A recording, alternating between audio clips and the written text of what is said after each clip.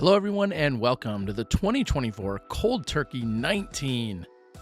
Terry Miller, the disc golf guy, also tournament director here at the Gray Fox Disc Golf Course.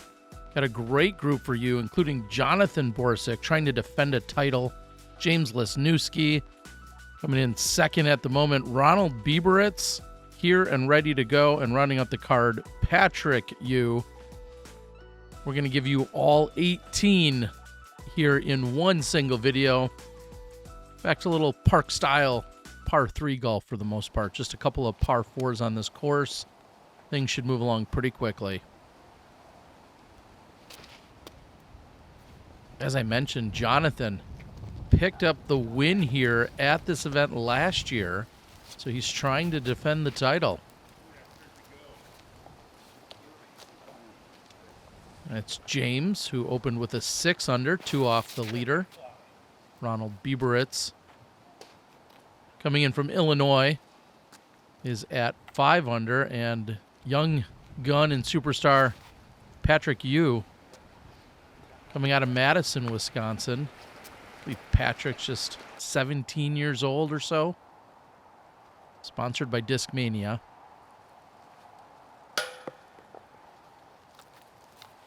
And if that doesn't sound like what you're used to hearing when a disc hits a cage, well, that's because it's about 12 degrees out. Some very light winds throughout the day. Oh, no. I don't know. I don't have any reasoning for that, though. That looked dead center.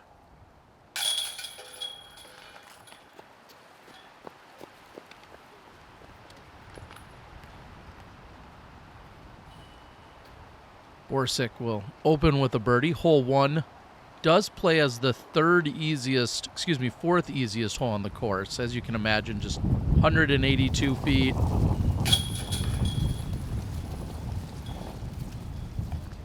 The road that's off to the right really shouldn't come into play. You really need to shank one. I'd say really the same of the next hole as well.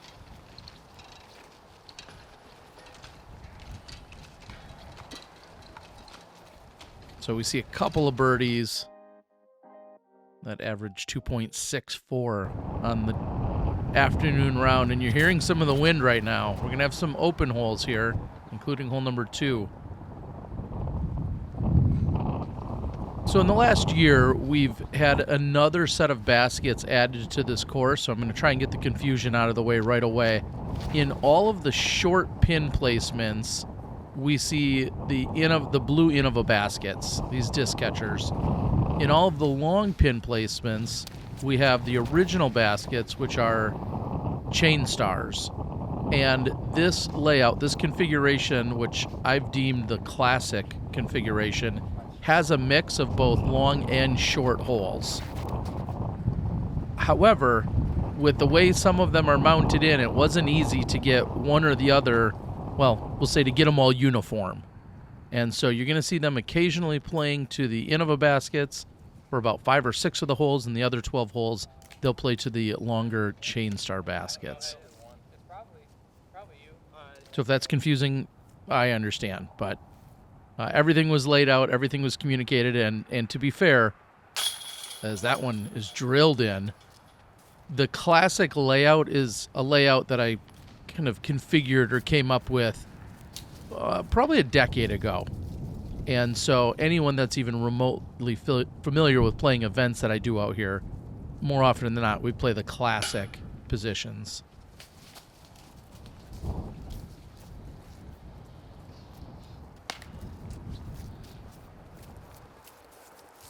So just enough obstruction there for Borzick to not get the birdie. James with a chance now to get the one back that he missed on the first hole. James comes in as the second highest rated player in the event, only to our leader, Jonathan. Borzick is rated 1,009. James rated 995. So after one round, looks like the ratings have been shaking out. Well, maybe as some would guess so far. Their first rounds, though, the 8 under by Borzick was rated 1035. The 6 under by James was rated 1016.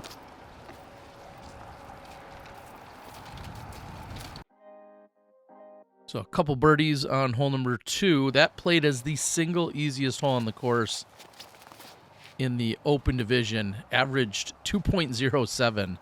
So most of the field got it.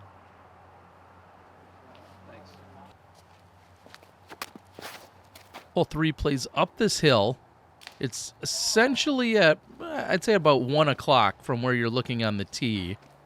And it plays blind up this hill. There's a little bit of a dip. And then you'll find the basket on the back side of a little bowl-like area. Very, very tough hole to get to. 456 probably plays a little closer to 480, if not 490 or even 500.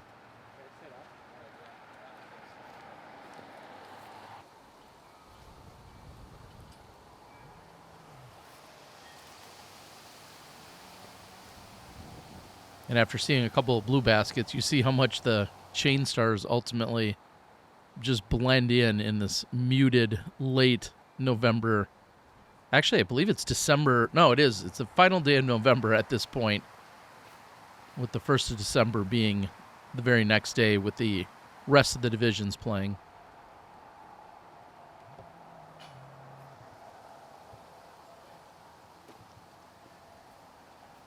You can get a little aggressive here, which I like the play there. As you can see, it's kind of on this back end. A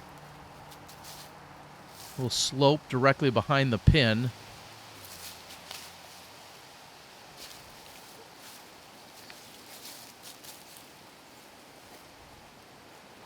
This is considered a par 3.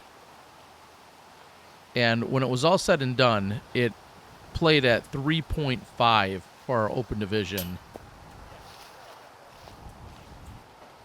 And exactly 0 birdies were had. So 456, not many people are thinking, well, yeah, 456, that's obviously a par 3. We list it as such. I think it plays like a really, really easy par 4 and a very difficult par 3.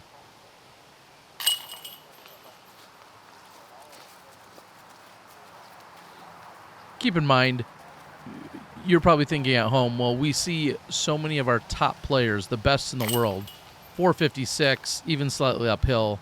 This is likely not that difficult of a birdie. There's always that notion of, well, you have your regional pros, your local pros, and then we have our Disc Golf Pro Tour kind of super pros. So it's always somewhat relative.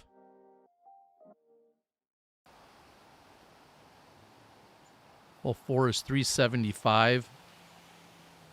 Cameraman Dustin is just about at the midway point. Off the tee, you can't see the basket, even though it's almost straight in front of you. But there is a row of trees that acts as the main guardian. So that's why you're seeing players put something out with a little bit of anhyzer, trying to flex it into the open area and then bring it back to the basket.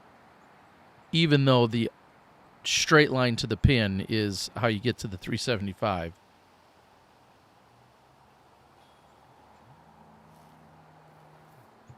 That's a low line drive that looks pretty good. Not quite enough turn.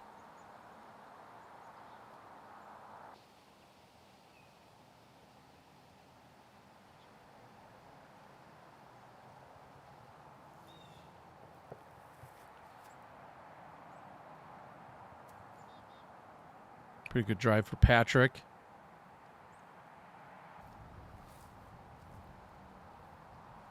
Here again, I like the idea of getting somewhat aggressive. Yes, you can bring the trees and the woods into play if you give it way too much, but it's also 10 or 15 feet of slope directly behind there, so it'll slow down relatively quick.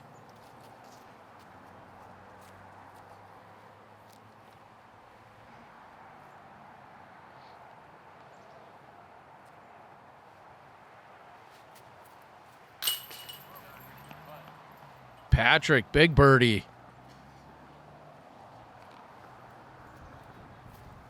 Connects from circle 2.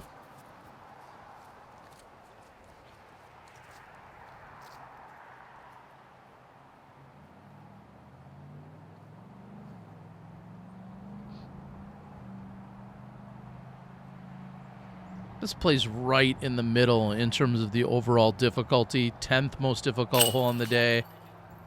Saw a couple birdies, couple bogeys, and it averaged exactly 3 on the dot.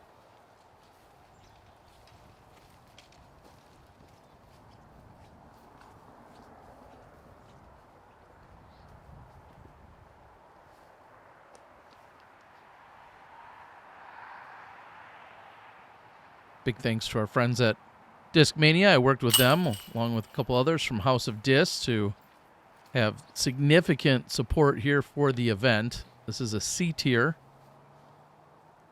And as with many of my events these days, I go with a really big players pack for the AM side, valued somewhere around $80 or $85 for their $45 entry fee. It worked out really well. Players were just treated a free pizza for lunch that we bring in from a bar and grill just down the road, less than a mile away. And now to the easiest hole on the course statistically, hole number 5. Just 201 feet.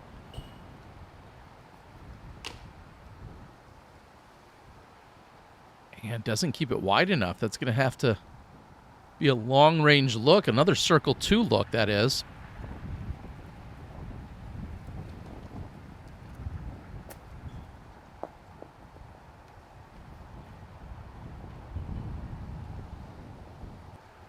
Not that we've ever seen someone get there. It doesn't look like it'll happen today, but there is an OB road off to the right side. That's at least 45, maybe even 50 or 60 feet over there. More so can maybe prove for a distraction in terms of your putting. Oh, look at this. Another big birdie putt by Patrick. Back-to-back Circle 2 connections.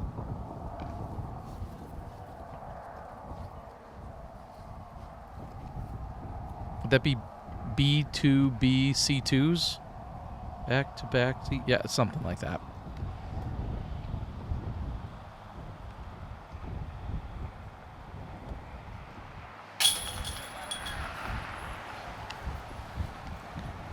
You would expect plenty of birdies here. As I said, played as the easiest hole on the course. Did I say that about hole 2? Maybe not. Hole 2 was second easiest. I misspoke earlier. We'll take my first bogey a few holes in. Hole 2 was the second easiest. This is the easiest.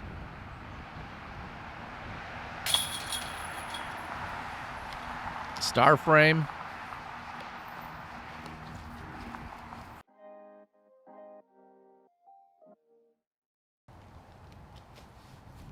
We head to 6.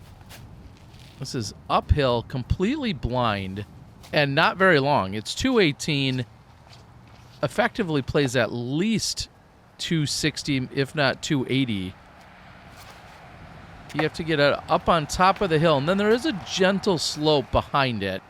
However, it's a matter of navigating this initial uphill shot. Cameraman Dustin's actually standing back on an incline, so it's maybe not giving you even the full notion of just how much this is uphill. And that's short left side, but at least he's through the initial gap.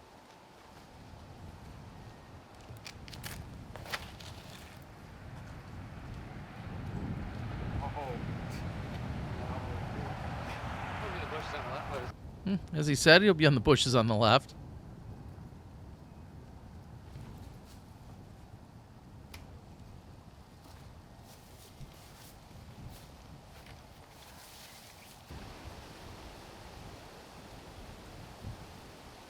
And there is movement from the bushes on the left, just trying to get out. Not really much of a bid or an opportunity to run at it, but just trying to get out and possibly get up and down for par. This is Patrick for par. And this time Circle 2 doesn't draw any metal.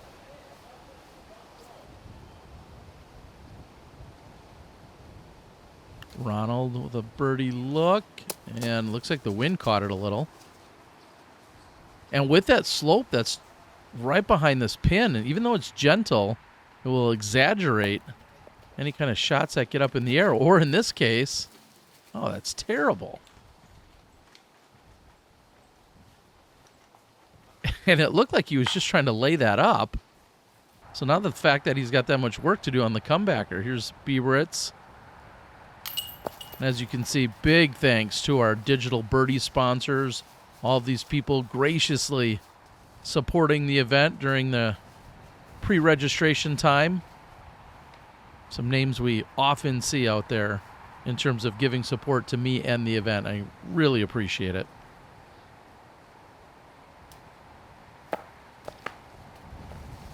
Brutal.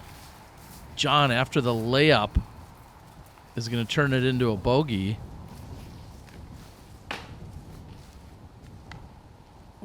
I'll be honest, I'm not used to seeing this much struggle on this particular hole. Yes, you do have to hit the initial gap, and when you don't, you're going to be scrambling, but they're making this look tough.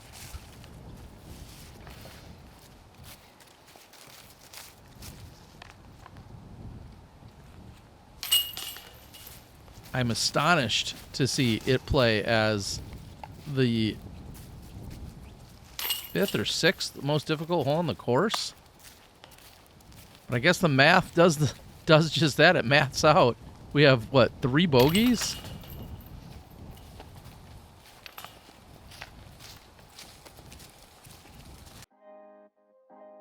Brutal.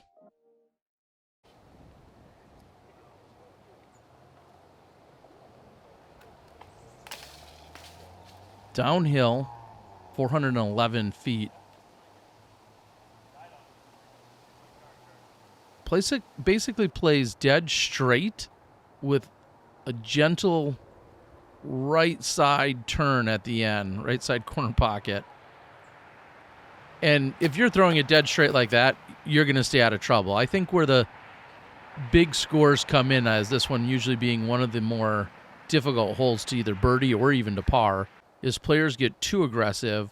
They're trying to throw it straight. It turns over too much and then gets hung up on the right side. And then you're fighting for some form of scramble. But instead, we see Bieberitz here go long and left, just past the mouth here.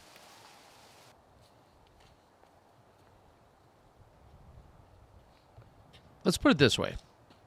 If you play this and you took a 3 on this hole the rest of your life, every time you ever played this hole, A, you're going to be gaining strokes in almost every division you're playing.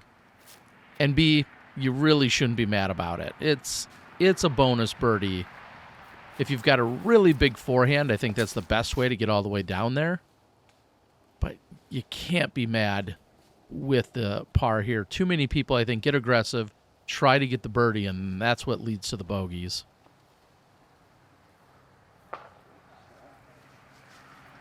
That'll flop down short for Bieberitz.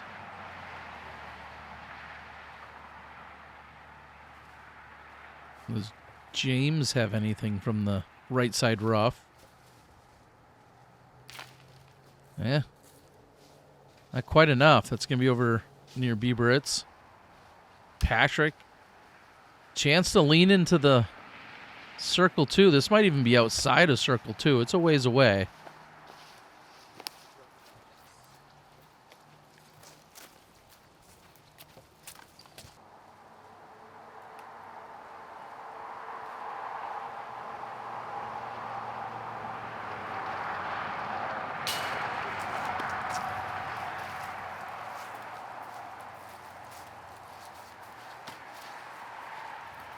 It's tough. I'm just thinking what might be going through his head. And when you're on the tee, you're thinking, man, if I just twist this backhand shot and get it to bend from left to right, late in the flight, down the hill, I can put myself, back of circle 1, somewhere to give myself a look. The problem is it's such a delicate and touchy shot. And then you look at Patrick, for instance, who just threw dead straight, pitched it up, and will now have a stress-free par.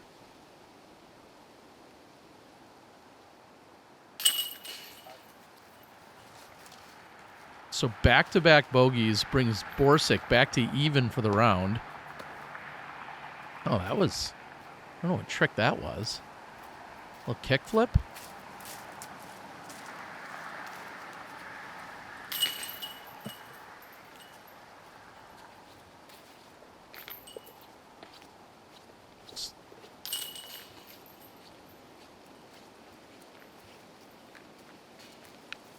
Couple of pars. Patrick walks away with the 3. Do you throw forehand? Well, they're talking strategy. I didn't realize that happened, but they're certainly talking strategy about what they need to do there. Hole 8. Also, late turn if you're throwing the backhand, the righty backhand, or if you've got the distance on a forehand, you're looking to throw it about 340, maybe even 330, and you could play for a late skip, especially with how hard the ground is at the moment. And bringing it inside there, that's where you can find trouble.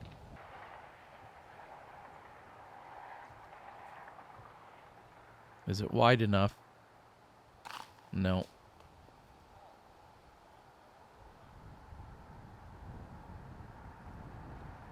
Again, when you're on the tee, I'd say at about a 1 o'clock position is where the pin is. However, it's just that row of trees that James just hit, and you need to hang it out wider, and this looks beautiful. Oh, nearly perfect.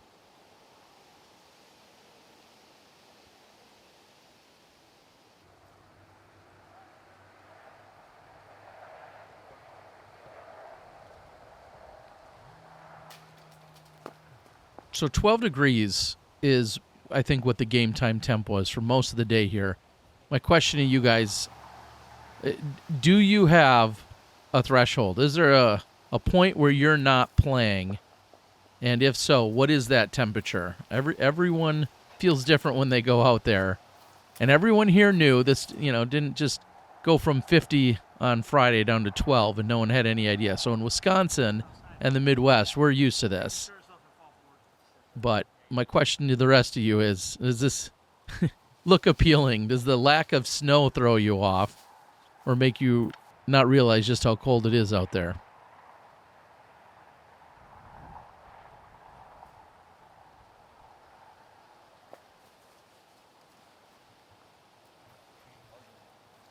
James turning this one into more trouble than it really should be.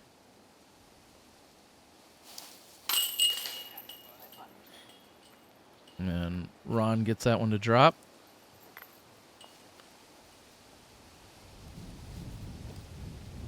Meanwhile, Borzick's thinking he could go pick up an extra slice of pizza back at Tournament Central. He's just hanging out waiting for all these other throws.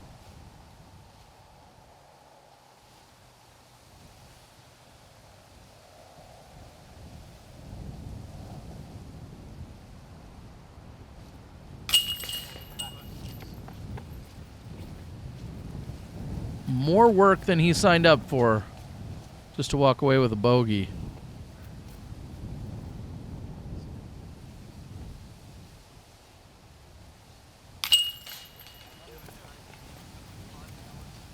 And after all that waiting, Borzick in for birdie, trying to give himself some more breathing room after back-to-back bogeys.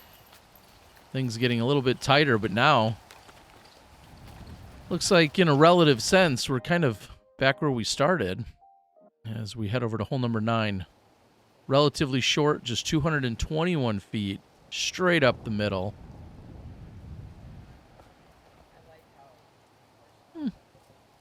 You could use 15 more feet, but that's pretty much the shot you're looking for. I've got to assume this is going to play as one of the easier holes, and yeah, it's the 5th easiest hole on the course.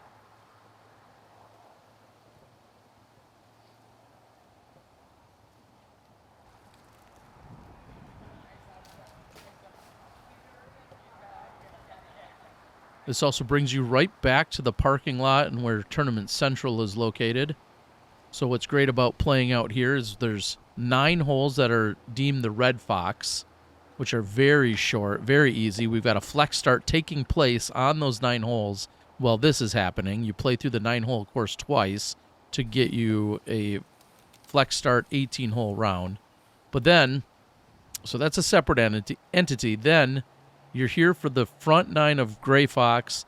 We'll cross the parking lot and go over to the back 9 of Gray Fox. So there's 27 permanent holes that are located out here on the property. Most people will go get a round in at Red Fox kind of as your warm-up, and then they'll decide how much of the Gray Fox course they want to tackle. This is all in southeastern Wisconsin, about 20 minutes west of Kenosha. So just barely over the Illinois border into Wisconsin. I'm not going to say over the good side, but here we are.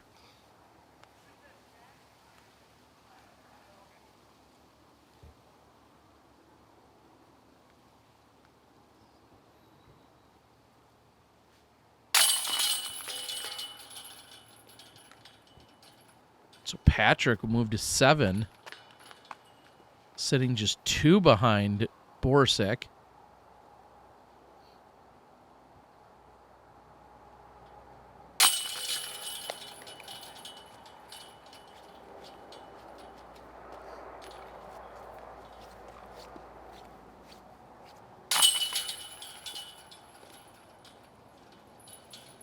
So really, Patrick, the only one to take advantage of the relatively easy hole 9. We're halfway through.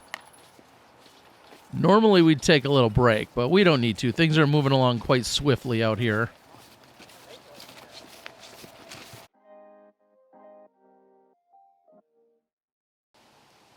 And not only do we have just 9 holes to play, we find more teeth on the course here in the back. Things are certainly more difficult.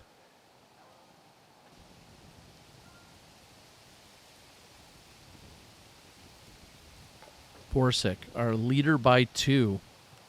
Keeping an eye on the chase card. Not really any movement that's going to scare these guys at this point. That includes our multiple-time Cold Turkey champion and Christopher Meyer. Having a good round, but not enough to be up here and providing any additional fright to the lead card.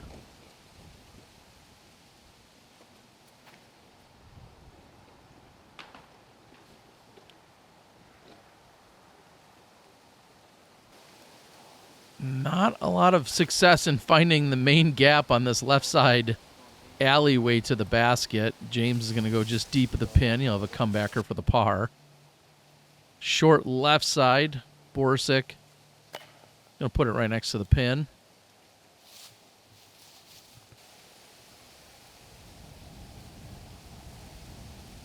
Deep circle 1, maybe even shallow circle 2 here. We'll see if Bieberitz can join the rest of them at 7, but that's going to be off the front of the cage. Very lengthy conversation took place, including a rangefinder and everything else, for Patrick to then arrive at his lie here. I've edited that for brevity.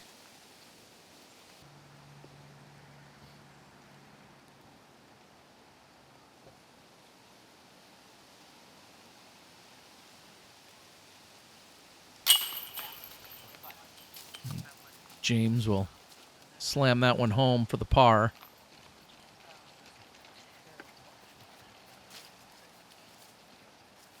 Hole 10 plays right in the middle in terms of the overall difficulty on this course.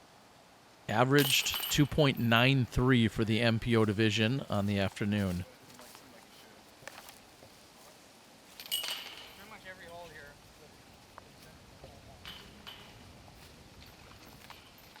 And with that, we'll start heading to, we'll say, more alleys, a little bit more wooded golf, kind of as we go into the back.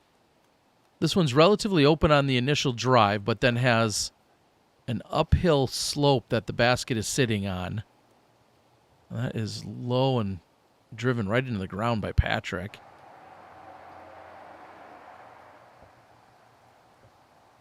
You're playing for the skip. You're trying to come in 25 feet short of the pin and then just have it skip the rest of the way up to the basket. Great for a righty backhand thrower. hole sets up is pretty straightforward in that sense. Pretty much exactly here as Bieberitz is doing.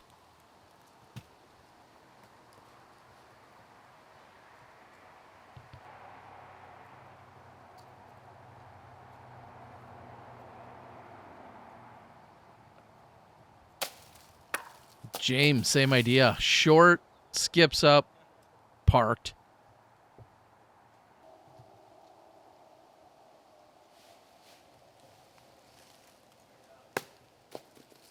Naturally, you have to always be worried about a roll away here. That's the one thing that's preventing you from just assuming this is a birdie on this particular hole. Is the hill at the end, obviously, when you're coming in with the drive, but just the fact that, okay, well, the fact that that can happen, and that's going to always be in the back of your mind whenever you're putting from any distance on this hole.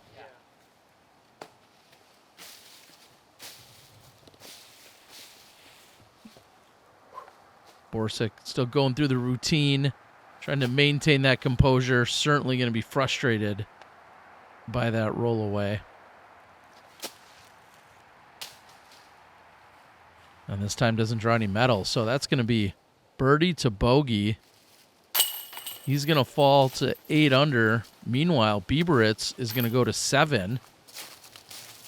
James is trying to get to 8. Patrick is trying to stay at 7. This is a very tight battle.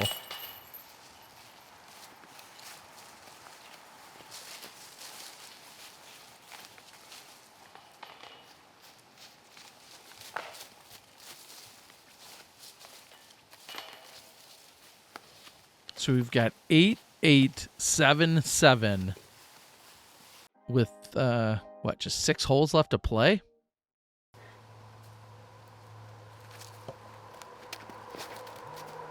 You can give a few away on this one if you're not careful. That one flips up, goes to the right. You have to make it out of this initial gap, or at least make it 2/3 or 3/4 of the way down.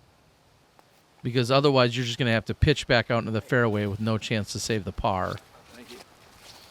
And that was all fairway for James.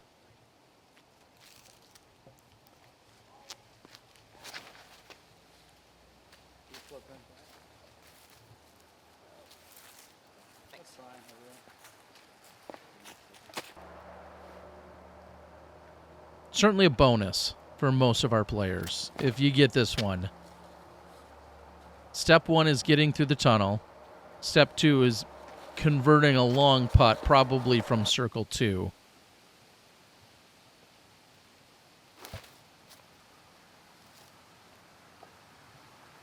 Step 3 would be, you're totally content with a par.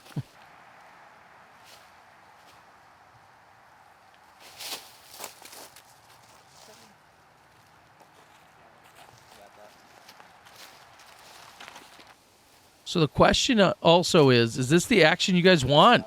Some local C-tier on a pretty solid course.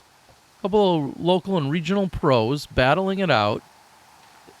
Do you guys need more of this? Of course, there's a bias here that I'm running the event, and our good buddy Dustin Skorpinski was out there capturing it for the afternoon round.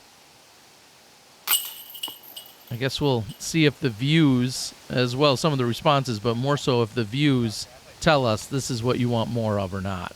I'm going to continue to cover all the other events that we keep covering, of course, but there could be a case to be made that if somehow it worked out, maybe a few more regional events could also somehow get covered, maybe come final round. Tough to do when there's not a budget, though, if I'm being blunt. This happened, like I said, the end of November 2024. Super happy to have the supporters and sponsors we did have for the event. And glad to provide you guys a little off-season coverage and action. Hopefully this also works as somewhat of a course preview if you're thinking to come and play in a Skyline Classic or a future Cold Turkey event that I host here. We head to one of my favorite holes on the course, hole number 13.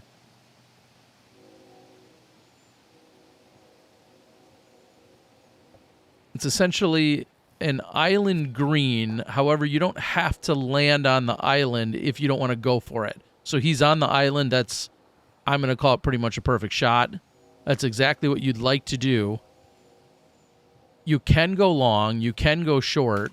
You just can't land on the cement turnaround or the concrete turnaround that's out there. Asphalt, gravel, whatever it is. Not gravel.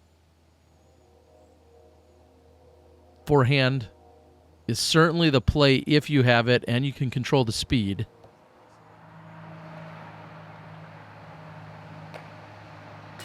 Oh, the skip off the cage. What a shot. Comes in just short. Skips it off the OB road. We're going to take another look. And the bounce is only a couple inches short from going in. A near ace for our co-leader.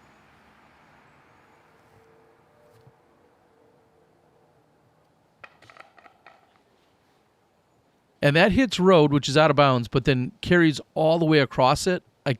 Safe. Perfectly fine shot, and that's still going to give him a look as he slid across it. That's going to still give him a look to make birdie, as Patrick is on the short side, has a birdie look. Bieberitz from the other side. Oh, yes.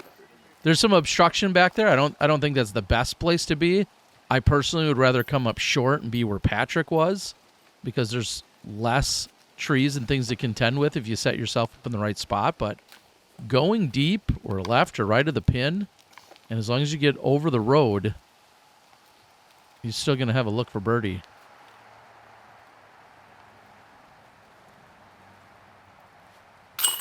And Patrick's in for the par.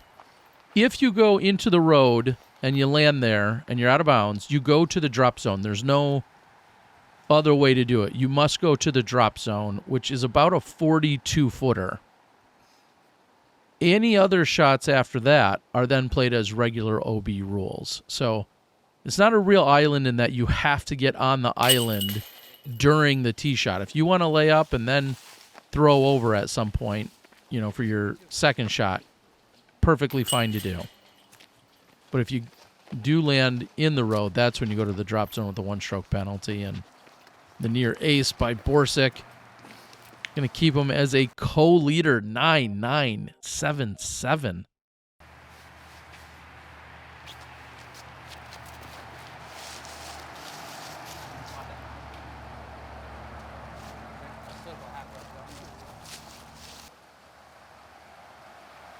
You're basically just following this path.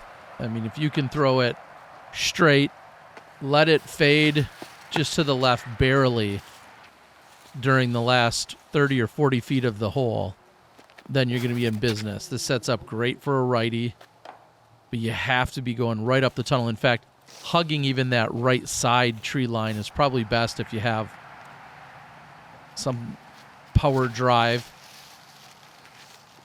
That's right, but doesn't get the skip.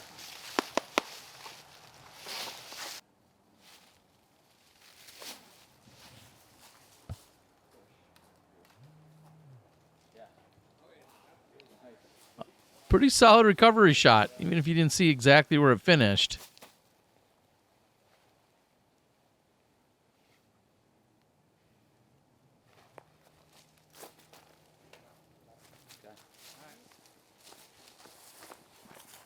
A very gentle slope behind the pin. It's almost not even worth mentioning, but it does go somewhat downhill.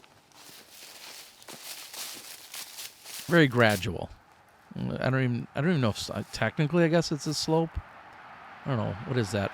Rise over run or y equals mx plus b? I don't know. Something like that.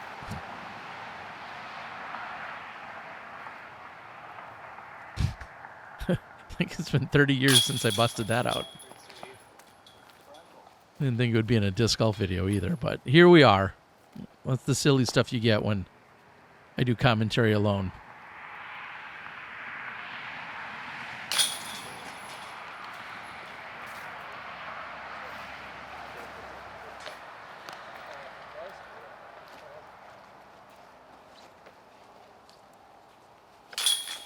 Not a ton of birdies to be had here. Just 2 in the field during the afternoon round. 2 players out of the 14-person field.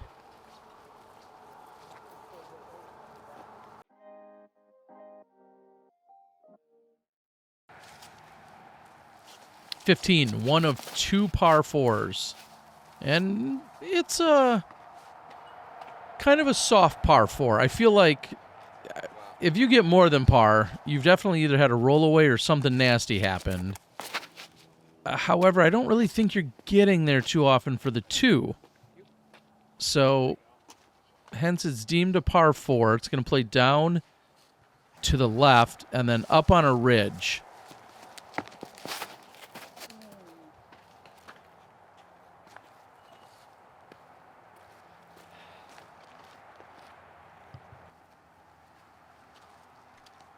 I'll spoil this much. It averaged 3.79. So it's definitely not a par 3. However, I feel like it's a relatively soft par 4.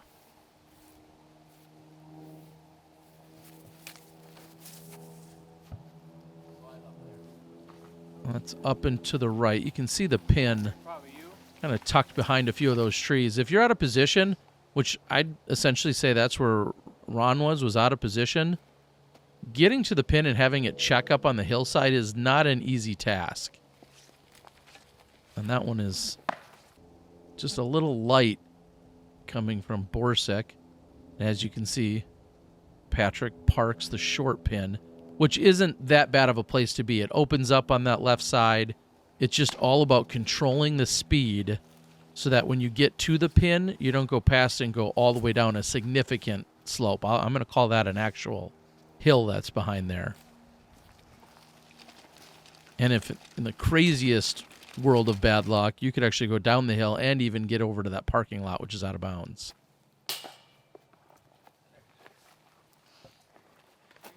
So that's Ron's birdie attempt. You hear the sigh.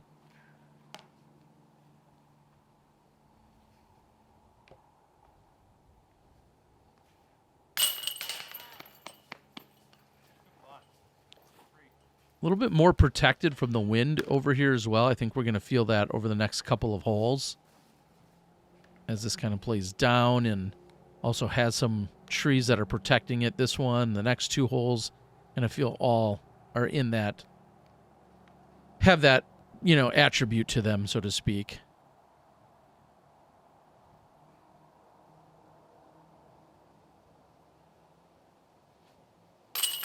And after Patrick takes his time, the left side chain just enough to pull it in.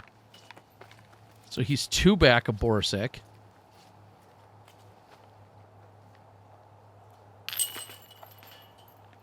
Also now 2 back of Lesniewski.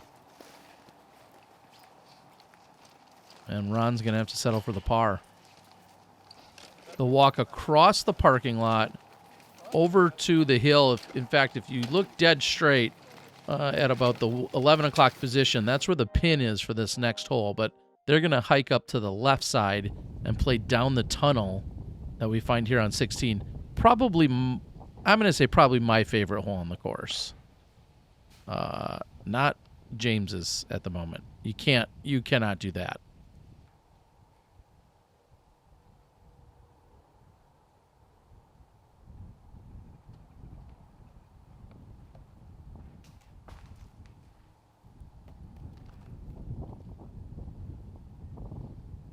And so much for the wind being gone as we're hearing it at the moment. Oh, no. Yeah, you can't do that either. I mean, this is just a dead straight tunnel shot. And the tunnel's gotten wider, especially come wintertime when we don't have the leaves on the trees. And that at least gets all the way out. Long look for birdie, but should be void of any real trouble at least. And you can't say the same for Patrick or James.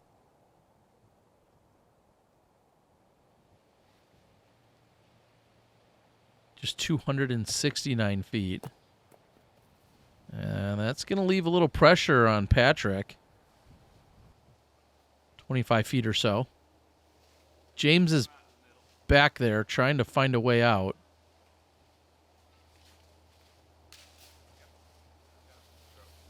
And he's forced just to pitch out into the fairway, so buried deep enough that he can't even make any forward progress.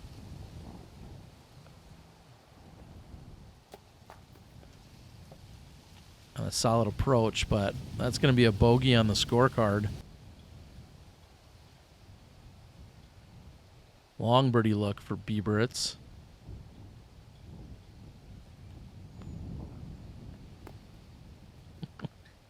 Everyone on the card that's watching this is thinking, you idiot, there's plenty of wind. I guess there was a little more than I thought. And big miss there for Borzick. Had the chance to pick up 1 or possibly 2 on most of the card. He's going to have to settle for par. And a pretty good up and down there for Patrick to walk away with a par.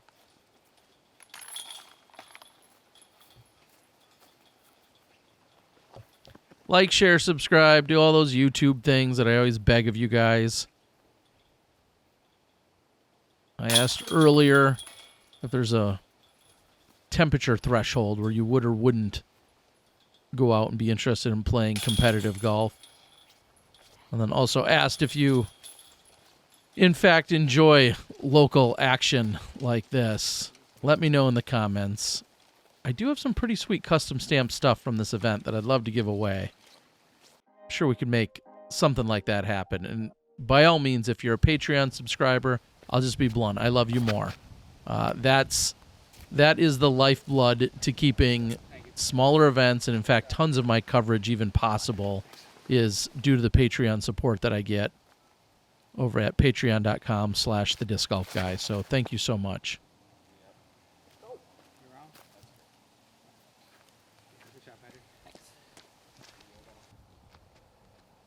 You're looking to push about 310, somewhere between 290 and 310 or so. That gets you to the corner, and then this is going to dogleg up and to the left. But you have to be in position off the tee. You have to go through this initial straight corridor to at least give you a chance to be able to go up to the pin. We're playing to the long pin, little patent pending stance that's pulled inside. So close, dude. He's gonna.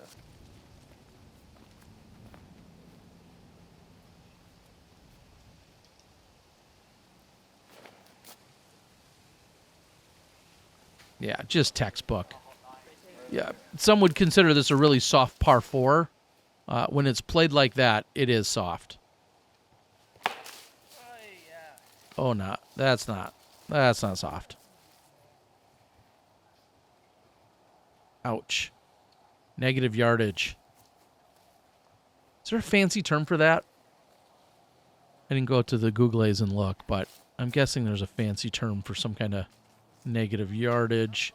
And makes up for it with a pretty good shot there.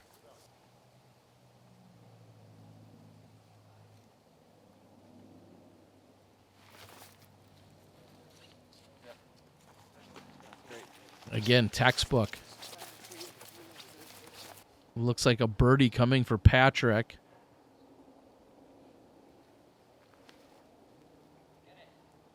Oh, almost catching a birdie the hard way with a throw in, but not quite enough for James. He's going to stay at 9 under. That means Patrick should be joining him at 9.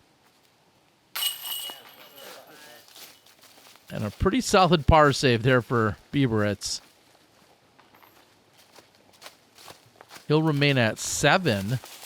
But we've got just 1 hole to play. And this battle's incredible. James at 9. Patrick will be tapping in a moment as well to get to 9. And Borzick is tapping in for what will be a birdie and moving to 11. So he'll take a 2-stroke lead into the final hole over James and Patrick. The downhill, hole 18 coming up. Drivable at 371. Miss it. All right. Nice. And he gets the clap. He knows that might do it. A safe shot here gives him a really good chance to get up and down. Par should do it unless this gets thrown in. He needs the ace. Wow, and it skips right underneath it.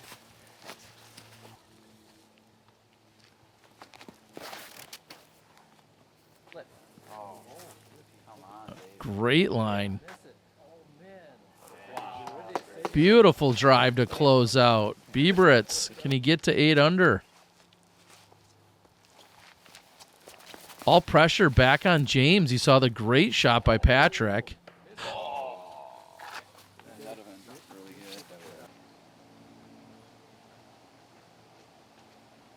And we'll have to see Patrick's putting on a late round charge. Oh, another one. Borzick to close it out. This is to win it. Well, shouldn't matter.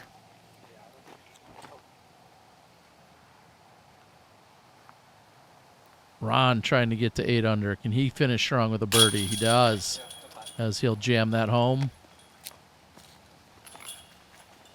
And Patrick now an opportunity for solo second. Made a late charge, picked up a few strokes on James in the last couple of holes here. Patrick, regardless of the finish, is going to decline any cash that he's been offered. So he's trying to retain his amateur status, and he'll finish out with the birdie and solo second place, of which he'd go on to decline. So, strong finish. James taps in, and your now 2-time champion here at the 2024 Cold Turkey 19 is none other than Jonathan Borzick. Congratulations, Jonathan. Great to have your dad, your wife, everyone else come up here and play and support. Great community of disc golfers we have down here. And now your 2-time Cold Turkey champion, Jonathan Borzick. Take a quick look at the final scores.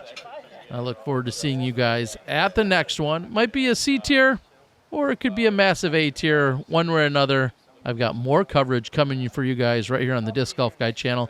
Big thanks to Dustin, who was out there. Also, thanks to Reese, along with Tom McManus and everyone else involved in helping me put on the event, and our friends at Discmania. If you need a pretty sweet spore with that Cold Turkey logo, I've got some of those available. That's if you don't win one anyway. With that, I'm the Disc Golf Guy, and I'll find you in the fairway.